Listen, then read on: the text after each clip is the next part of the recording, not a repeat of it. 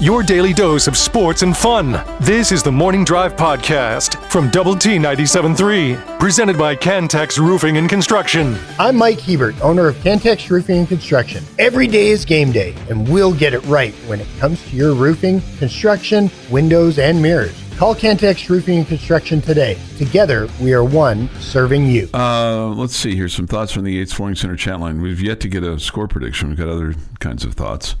I believe God loves them all. Doesn't care who wins. I completely agree. I hope so. Even the Aggies and Longhorns? I believe that God loves them all. I do. That'll be one of my questions when I get there. Hey, do you have a favorite team? Do you pick sides? You know, that's among the questions. Okay. That I've got. I'm real curious. I'm real curious when I get there if I can search out JFK and all those folks. Ask him what went through his mind. Yeah, right. He's not going to know. This Chuck, do you look good in what you're wearing? Most days. He's wearing red today, so most days. No blue shirt. Yeah. I do believe in that if you look good, you feel good, you'll act good, and you'll do good. Okay. Would Jesus throw tortillas to the needy? Jamie says yes. He would include some fajita meat and shredded cheese. I don't care for the shredded cheese, but the fajita meat sounds good. Maybe some lettuce. Okay. On top of that. Choice will lose his mind if they ban tortillas. His blood pressure has suffered this week defending it. He won't lose his mind, will he? Will Choice lose his mind? Can you lose something you've already lost?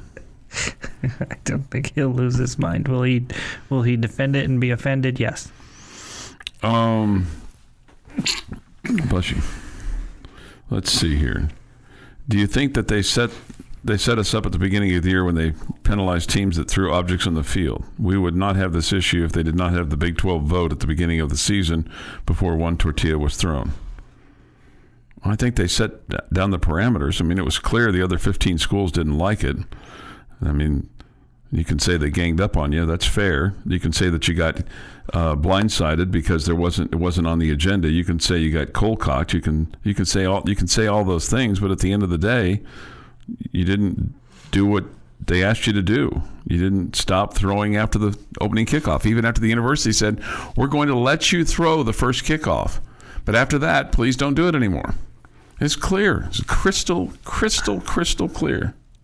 I'm just amazed that we have an inability as a fan base to take ownership of the mistake. Okay? The Big 12 and Texas Tech has given you an ability to do it and said, you can do it, but you can't do this. And even after we were penalized the other night, we kept doing this. All right? And what are we doing? We are throwing things at the opposing team. Tortillas, not knives. Just tortillas. And we are throwing up too. Tortillas at the opposing team. This is not. They've not banned your ability to toss them up in the air. But because there are many Tech fans that are not following the rules and that are trying to throw them on the field and hit the opposing team, we have just we're in danger of losing it. It's not on the Big 12. It is not on Texas Tech. It is not on Lance Leipold, who has come across as the biggest, whiniest, absolute moron in all of college football right now. But it is not on any of those people. It is on our fans. You could do this the right way, and many of our fans chose not to, and they're going to ruin it for the rest of you that choose to do it the right way. It's not on anybody else. Nobody else. Nobody has set us up to fail. It is on us. Sorry. I mean, just take ownership. Stop blaming other people. It is on the ignorant fans. Now, 98% of our fans are awesome. are typical fans, just like you get across the country, that are loud and yell and are great and probably say things they wish they wouldn't, and that's allowed somehow in football. It's just, you just do it, right? In a football game, you yell and scream and you say things, blah, blah, blah, blah, blah. Okay? But you don't throw objects at the other team. And the 2% of our fan base that's doing that is ruining it for the rest of you that do it right. It's not about the Big 12. It is not anybody's fault but those ignorant fans. Are a lot of them students? Yes. But not all of them. Not all of them. There's plenty that come from behind you. And I don't understand why we can't get this. Let's see here. The fact that people are sticking up, you have to be held accountable. Hold your fellow fan accountable. If it's got to be known that this is unacceptable. Mm-hmm. And the more we complain and blame it on somebody else, we take away the fact that it's our fault. It's our fault. Just own it. Just own it. Damn. I mean, it's just... This is a sorry about you moment because you're doing it to yourself. I mean, and they've repeatedly asked you not to do it after the opening kickoff. Repeatedly. Even after the warning. I mean, it comes out. It's crystal clear on the sound system. For all of you that want to say we didn't get the second warning, well, you got the first one. You got one from Coach McGuire that said, "Hey, we're going to be penalized." Then you got penalized, and then it still happened. Even if the knife doesn't quote get dropped out of the pocket and then misrepresented to the official, you still had tortillas all over the place. I mean, they could have called this penalty way back in game one. Chuck, so what happens when they throw tortillas at the Arizona State game? Who gets penalized? Well, I don't know. I don't know how they're going to handle it there. Are they going to search everybody? I mean, that's what we're going to put ourselves in. We're all going to get strip searched for damn tortillas. Gosh. Oh man. Jeez, that job just got way more difficult. Oh, man. Gates will have to open a lot sooner. Hazard pay. Goodness. You know what I'm curious about is, I'm serious about this because you've seen it, not just here but other places. Yes, they will take your help in the strip searches. No, I'm just talking about basketball. And, what's going to... So somebody throws a Coke bottle on the court, you get fined $1,000 and you get you get a double technical on you, or you get to shoot a couple free throws? Who's getting the double technical? The fans. So they all have to leave if you get a double technical. Okay. The Morning Drive podcast from Double T 97.3 is presented by Cantex Roofing and Construction. October the 17th, 2025. With this day in sports history, here is Jeff McGuire. Number 1, 1925. Pavo Nurmi. Win number 1 for the Red Raider football team. Oh, good. 30-0 over Montezuma. Montezuma. They would get no revenge.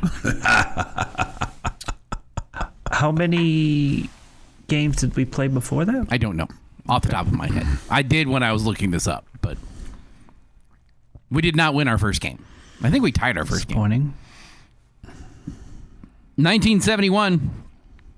Baseball World Series. Pittsburgh Pirates beat the Baltimore Orioles 2-1 at Memorial Stadium to claim the championship 4-3. You want to take a shot at the MVP? Steve Blass. No. Bigger. Huh? Bigger. Bigger? Bigger name. Way bigger name. Bigger name. 71. I know that was a Sunday afternoon. Roberto Clemente. That was going to be my next guess. Took you too long to get there. 1978 Baseball World Series. Yankees repeat as champion, beating LA 7-2 at Dodger Stadium for a 4-2 series victory. Bucky Dent, New York shortstop, your MVP. Nice. 2009. Stephen Sheffield rushes for 2 touchdowns and passes for a score as Texas Tech upsets number 15 Nebraska in Lincoln 31-10. And in 2012, Man, you feel sorry for this guy. Lance Armstrong loses a host of endorsements in the wake of his doping scandal. Don't feel sorry for him at all. By the way, your first two games in 1925 were ties. You tied McMurray on October 3rd, 0-0. You tied Austin College on October 9th, 3-3. You didn't lose your first game, Jamie, until November 18th at Howard Payne. You lost 29-0. Man. Murderer's Row schedule we played then. Played those games at the South We were Plains just happy to Fairgrounds. have a schedule then. Played those games at South Plains Fairgrounds. It's probably the same dirt over there today than what it was in 1925. Oh, I doubt it. No, New Mexico's blown in several times since then. Yes. New Mexico's blown in several times since then. I've seen those dust storms. I've lived through those dust storms. You're probably right. I was just taking a little bit of a shot there. Yeah, didn't work. Fairgrounds. I think the whole thing should be bulldozed down and start over. Okay. It's just awful. It's just awful. They don't even have bathroom facilities over there anymore. It's just awful. So the buildings with the restrooms in them don't exist anymore? They tore down one, and the other one doesn't work. There's like one area where there's bathrooms, literally. Okay. So they have them then. Well, they have two. It's over there by the livestock barn. It's for the workers. Okay. Literally tore them down. National Pasta Day, gentlemen. So go have some pasta.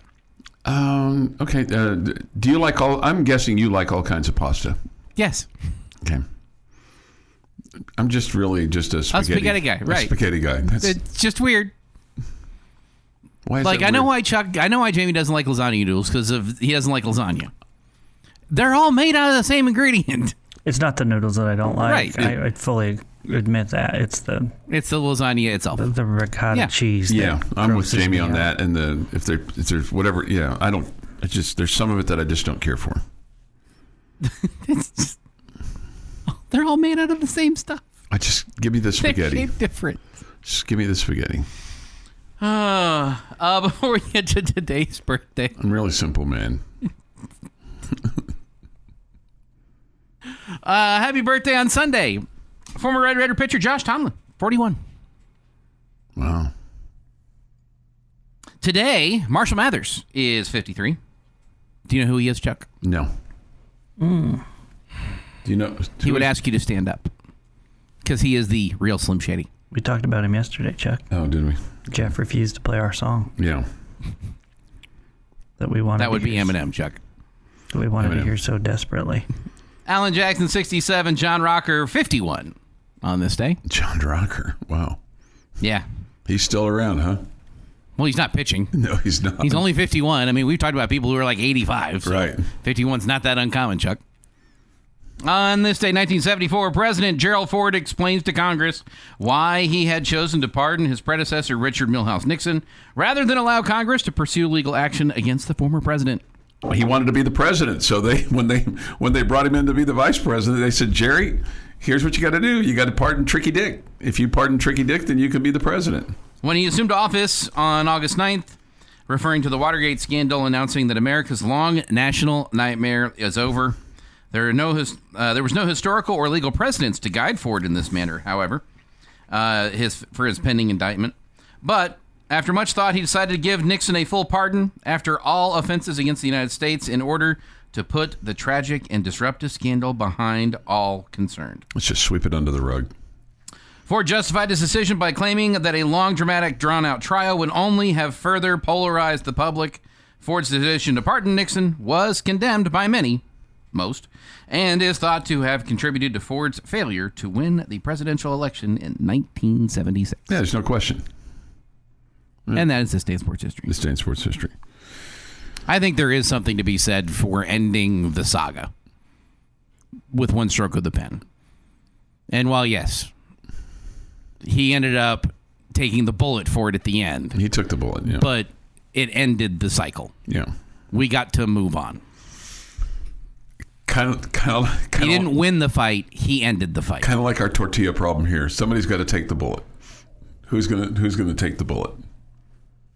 Who's powerful enough that if they said, I hereby declare a ban on tortillas at Jones Stadium. I hereby declare that we are going to take every tortilla from people that walk into that stadium and throw them in the trash. I hereby declare if you throw one tortilla, your keister is going to find itself in the parking lot. And, who's big enough, who's powerful enough to do that without being ridiculed for life. There may only be one person, and it may be the head of your board of regent and your benefactor, Cody Campbell. I think if Cody Campbell says the Texas Tech Board of Regents has made a decision, we are banning tortillas at Jones Stadium, I think that they could bear the brunt, and that would save the chancellor, the university president, and the athletic director from having to bear that burden. If the Board of Regents came out and said, we're done. We can't afford several $100,000 fines. So therefore, we are going to institute a ban of tortillas at Jones Stadium. Yeah, I'm not sure. Robert says this. Happy birthday, Robert. He said, it's hard to believe that I share a birthday with John Rocker. Well, I mean, look, every day there's scumbags born. Every day there's good people born. Every day there's neutral people born. And sometimes, unfortunately, scumbags and good people are born on the same day. But that doesn't mean that you're a scumbag too, Robert. That's right, Robert. So you're fine. You're good. You're good. You're good. You were the one that evened it out. You brought it to the good side. Speaking of birthdays, October the 14th, Eric Ward and his wife welcomed son number 6 to the world, Cross Michael. Oh, congratulations. So, and he got a victory last night. So his quarterback son, led the Matadors to a victory. All right. The Morning Drive podcast from Double T 97.3 is presented by Cantex Roofing and Construction. I'm sorry, I was, reading a text. That's okay. That's okay. You didn't miss anything. You didn't miss anything. Baseball last night, Jamie. Just like that, the Toronto Blue Jays have evened up the American League Championship Series. Two dominant wins. They win last night, 8-2 over the Seattle Mariners, and they'll play Game 5 tonight. Boy, now all of a sudden this is a pivotal one for the Mariners. They were up 2-0, and now it's 2-2, and the series is going to go back to Toronto for a Game 6 and potentially Game 7. Do the Mariners have to win tonight to win the series? Technically, no, but the odds are, if you fall down 3-2 and then you're going on the road for the last 2, the odds aren't with you. Yeah. Are the Blue Jays the better baseball team, do you think? I really like how the Blue Jays are put together. I think their style is good for postseason play. So, I mean, maybe, but I think this is really two really good teams going at it. They've just, both teams have been able to win a couple away from home. So I don't know that there's a big difference with either one. And then the Dodgers won yesterday over the Brewers 3-1. And now you hear things like commanding lead and almost inovercomable and all those kinds of things. The Brewers are dead, right? The odds are definitely big time against them. Yeah. So the Dodgers lead that series 3-0, and they'll play Game 4 tonight. That's a 7:38 first pitch our time. The Mariners and the Blue Jays is a 5:08 first pitch our time today. So you could have baseball getting ready for the World Series by close of business on Sunday, because the Blue Jays and the Mariners potentially would play Sunday night. They will play Sunday night at this point. Yeah. They will play Sunday night at this point because of the fact that Blue Jays have tied that up at 2 games apiece. Saturday's a travel day, so they don't play Saturday. Yeah. In the NFL last night, man, this was a really good football game. The Bengals beat the Steelers 31-33 as they get a field goal with 7 seconds remaining in the football game, and the Bengals move their record to 3-4. Pittsburgh drops to 4-2. But boy, Joe Flacco, showing he's still got it, Jamie. 31-47, 342 yards, 3 touchdowns, no interceptions. And that's a big night. Aaron Rodgers had a big night too, but for him, 23 of 34, 249 yards, 4 touchdowns, but 2 interceptions. Got to take care of the football, and they just weren't able to do that. The thing that was crazy in the ball game was there was a pass to T. Higgins with 1:47 to go in the game to the Pittsburgh 7-yard line. He could have scored on the play, but he went down and allowed the Bengals to take time off the clock down to 7 seconds to keep Pittsburgh from having a chance to come back. You did give Aaron Rodgers a couple of plays.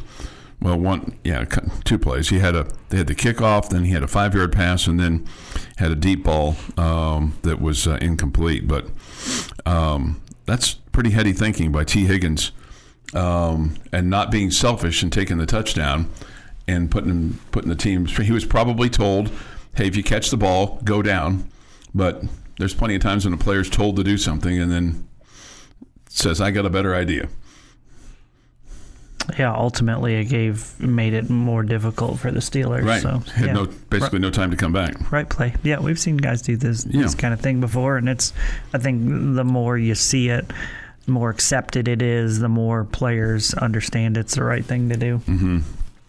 Sure puts a lot of pressure on your field goal kicker, though. It does. Absolutely it does. And I'm always a little bit nervous about that. But, man, you see how good teams are at running the 2-minute offense now and no timeouts and 48 seconds left, and they can march down the field and, score a touchdown. So, yeah, it's dicey. It does put a lot of pressure on your kicker, and that's why those guys are hard to find. And if you got a great one, you hang on to them. You hang on to them. Yeah. Evan McPherson was really good last night. He was 4 for 4 with field goals and 3 for 3 with extra points. And the extra points are no longer gimmies. Yeah, and the other part of it is the whole kickers, as far as how long they can kick from accurately now.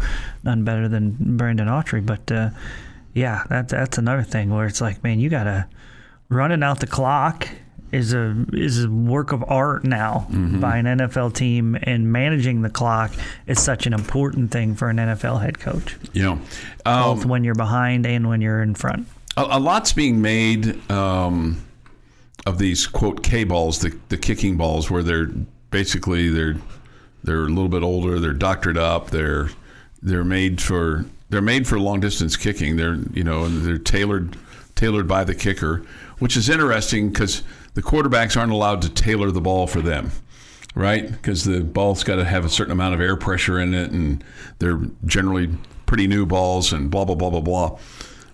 So I think it's made the kicking game even more essential than what it was 5 years ago. And I think it makes it entertaining at the end of games. Yeah, no question. And then why would we be against what's going on now? I'm not. I'm just saying some people are pointing that out and are questioning whether the NFL should do something about it. And then the new kickoff rule, where if the ball goes out of bounds, you get the ball at the 40-yard line. So basically, you're probably 10 to 15 yards for some guys within range of at least kicking a long distance field goal.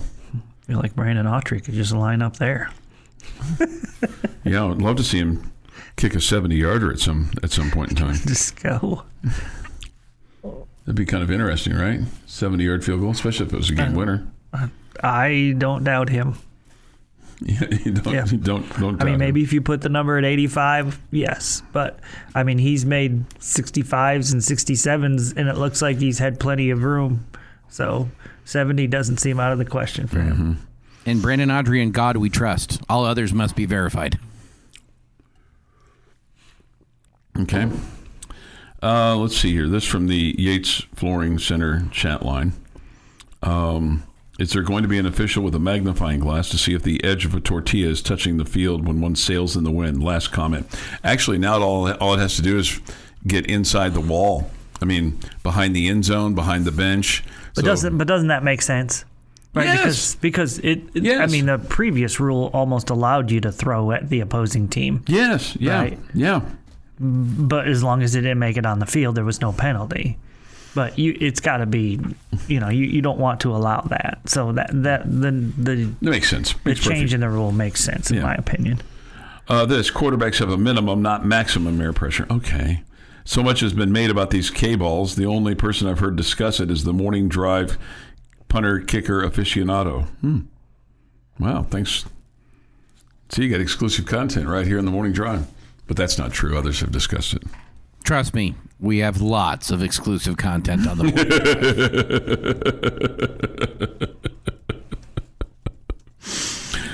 board. Gosh, it's good to hear you all this morning. Tough night. Feel as if I ironed clothes all night while wearing too tight Speedos with 4-inch heels that were a bit tight. Wow, not fishing attire. Some people just got to rock and roll all night, man. Yeah. Big plays and even bigger laughs. If they get 7 out of those two things, game over. Mm-hmm. You're not winning. You're not winning that game at all. This is the Morning Drive Podcast. Basketball players who don't wear the Same shoes. The shoes that match the uniform. Yeah. Okay. Yeah. Match the color scheme of the team they play for. From Double T 97.3. Jamie's question of the day on Double T 97.3 is brought to you by Connecticut of West Texas. All right, guys, I think it's a really fun slate of Big 12 games this week. So I want to ask about Big 12 weekend here, and I want you to tell me which game do you think is going to be not only the most entertaining because it's the closest, but which one's going to have the smallest margin of victory? Smallest margin of victory. What game is going to be the tightest? I think the best game in the Big 12 is going to be the tightest game in the Big 12, and I think that's BYU and Utah. I think that will be the closest margin and the one that, potentially could go to overtime. Okay, that close. Mm-hmm.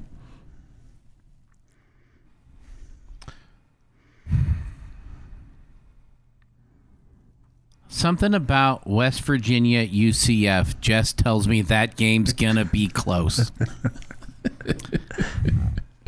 I don't know what it is. Neither team's really any good, but that usually leads to some tight games. Okay, that's fair. That's fair. It ultimately may not be the best game, but right. It might be the tightest. But it might be the tightest game. Yeah. For best game, I'm looking at Baylor TCU. As much as I think Utah and BYU is the most hyped game this weekend, Baylor deservedly so too, right? As much as it's fine that it's the most hyped. The Baylor TCU game, it's two teams that do not like each other, that have not liked each other for a very long time in the state of Texas, that is going to be dragging some eyeballs to it for them. Dragging some eyeballs to it on their respective bandwagons. Of their fan bases. Baylor TCU is as big as Utah BYU for those two schools. So, yeah, I'm game. so interested in that game, Chuck, that I'm considering not playing tennis at noon, I can watch the game. Oh my God! Yeah. Wow. Does your partner know? It doesn't matter. I am intrigued by that game so much. I feel like it's the one that's not getting a lot of love. Mm-hmm. Because obviously BYU, Utah, and Tech and Arizona State that's like the top of the conference. But I feel like that one is going to be really entertaining. Both play fun style of offense, and it could be a high-scoring game. I think it could be the most entertaining, Jeff. I don't think it's going to be the tightest. Okay? I also don't think it's going to be Cincinnati at Oklahoma State, which has a 21.5-point line. Every week I'm entertained by the line with the Oklahoma State team.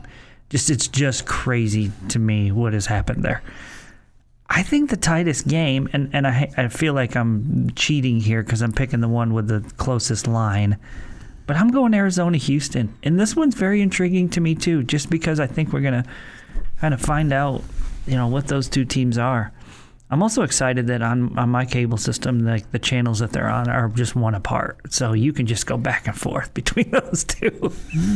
Up, down, up, down, up, down. I might not miss a play between those two teams. Will you watch this game in your basement? Probably not. Okay. Probably not. And the missus enjoy this as well? No. No. Goodness, no. Goodness, no. Okay. She'll pay attention when Tech's on. She don't care what Baylor and TCU are doing. I didn't know she was, she was going to be there with loving eyes watching it with you. No. I mean, she'll be in the house, but she's not going to be watching with me. Watching it. Yeah. I think Arizona and Houston is a really good matchup. I think that these two teams are really close. I think I would feel really confident in Arizona if it was in Arizona, but it is in Houston. I favor Arizona just a little bit in this game, as do the odds makers. But I think that's going to be the tightest one. The reason I don't think Baylor and TCU is because their offenses are both so good. I feel like one of them's just gonna push out to a big lead. One of them's gonna get rolling, and they're gonna, it's gonna end up a 48-37 kind of game or something like that. Okay, I think Arizona and Houston could end 24-23, something like that. Okay. But it kind of goes to show, the point is here that there's a bunch of good ones. It's a good weekend. It's a good weekend for the Big 12. Even Jeff's, terrible game, West Virginia and UCF is like should be interesting. Watching two blind mice struggle. Two. Yeah. There's only two. There's only two. Okay. I'm not lumping the officials in. Okay. Okay. It's just two blind mice running, or the broadcasters running around in Orlando. What about the announcers, right? Well, if they're in the press box at UCF, there's a potential that they can't see the field anyways. Yeah, so, there's that. So here's the snarky question. Does anybody cover the 21.5 points that Cincinnati needs to cover for Oklahoma State? I think Tech could. I think Cincinnati will. I think Tech could. I don't know that that's out of the realm of possibilities. I don't disagree with you. I also wouldn't be shocked if Baylor or TCU did. One of those two teams, either one. Let's see some things here from the Yates Flooring Center chat line. Agree with Jeff on both. Could see Arizona Houston being closest to. Boldish prediction: BYU's luck runs out and Utah wins by 2 to 3 scores. Wow. Also wouldn't be shocked by that. This Sam Levitt is coming off high ankle sprain too soon, in my opinion. Those injuries tend to linger. That being said, I believe Tech's defense will harass him relentlessly, and Levitt will not finish the game. Much like Wegman in the Houston game, Tech rolls Arizona State tomorrow. Well, let's hope that we get so far out in front that they're like, hey, he's not 100%. Let's just sit him the rest of this game. Came to Lubbock for a 4-day weekend. Heard your radio station on Thursday. Thank you. Went to your high school football game. It was exciting. It was, I guess, the Estacado game last night. What high school game do you recommend for Friday? Because I'll be at the game on Saturday. I think he's going to be at the volleyball game on Saturday, unless he's going to Tempe.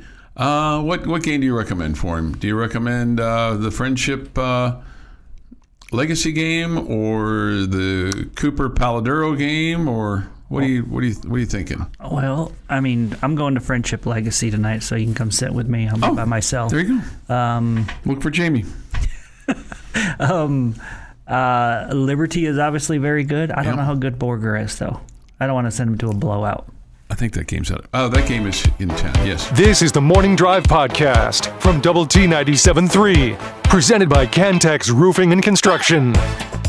.com. Good morning with Jamie Lent and Jeff McGuire. I'm Chuck Heinz. Come to you from the First United Bank studio. Thoughts, comments, score predictions, Yates Flooring Center chat line, Visual Edge IT hotline. It too is open at 806-771-0969. 7-3. The topics have been interesting this week. We've had spirited discussion this week. We have. Have you all discussed? You already discussed the $100,000 fine ad nauseum? Yes. Let's see this. Can Texas Tech challenge the Big 12 over the new tortilla gate policy? Oh, tortilla gate. The NCAA typically doesn't penalize teams for fan behavior because such rules can be misused or abused based on false accusations from opposing teams. Okay. You can't assume every tortilla thrown at an away game is from a Tech fan. We saw the KU coach get fined for false accusations, yes. The Big 12 schools will not start recording fans to identify who threw what. Tech will always be the poster child for this issue. Tech will need to supervise all games, whether home or away, to avoid getting penalized. The Big 12 might be opening up a can of worms with this one. I know what we should do because this works all the time, Jamie. This works all the time. We should sue. We should sue the Big 12. Okay. We should sue the Big 12 because that's what works all the time. Because the NCAA just kowtows to it. Ooh. On what grounds? I mean, I'm listening. On what grounds? I don't know. I was just kind of being like us throwing tortillas isn't infringe. Us not being able to throw tortillas. It's our God-given right, by God. But it doesn't infringe on our ability to make money, and that's what everything else that the NCAA has been losing on. So we didn't get it sponsored. That's the problem. We didn't get it sponsored. Doggone it. I'm not going to act like it's not possible that other teams' fans would throw tortillas. Yeah. I'm not going to act like that. At the same time, it feels like it's going to be obvious if other opposing fans are doing it when there's only a few, like at an away game, I'm saying. Yeah. If you're at an away game and there's only a few people doing it, it's going to be obvious who's doing it, right? Mm-hmm. Because it's not like the large majority or a lot of people are doing it like at a home game. So I feel like that would be easier to figure out who's doing it. But that's not to say that in that moment that a referee might go, nope, here's a flag. I don't care who, or here's a flag. I don't care who threw it. We're throwing a flag. It's possible. It could happen.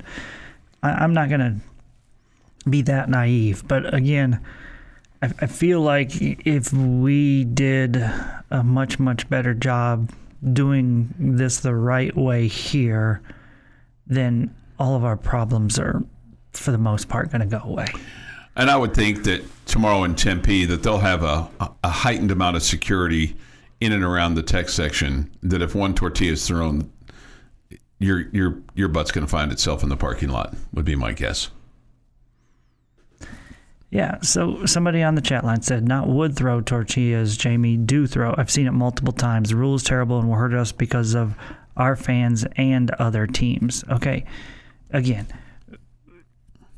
let's say it's happened before that somebody else, another fan threw it and we got a penalty. Or they threw it and it got onto the field. Who's doing it the large majority of the time? We are. It's our fans doing it. Yeah. Okay? I mean, it's our fans doing it. Guess what? If our fans doing it or stop doing it, the opposing fans would stop doing it. I mean, so again, I'm open to the fact that